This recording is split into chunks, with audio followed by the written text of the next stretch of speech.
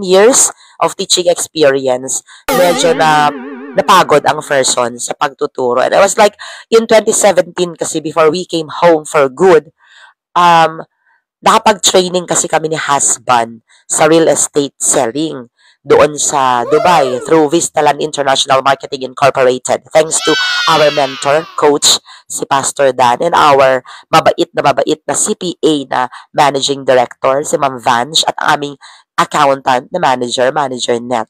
Yan. Shout out sa kanila. Maraming salamat po sa teachings. Lahat po ng mga learnings, knowledge na nakuha po namin, na-gain namin because of you.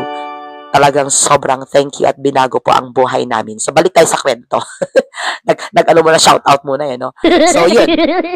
Ang nangyari, natuto kami sa real estate selling through Vistaland. Then, na-mindset kami mag-asawa na pagbalik sa Pilipinas, hindi na kami yung babalik sa dating mga pinanggalingang field of work namin. Pupunta na kami, patungo na kami sa bagong direction.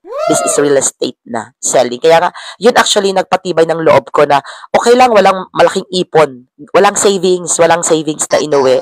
Kasi nag-lifestyle kami doon. Yun yung sad reality. Nag-lifestyle kami sa abroad. Aminado naman ako.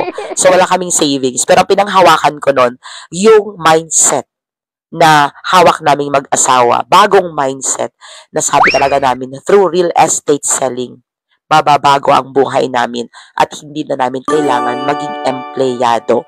Sad to say, pandemic came. Yan, pandemic happened in 2020. March 1, 2020, nag-lockdown ang Pilipinas dahil 2019 na COVID, no? So,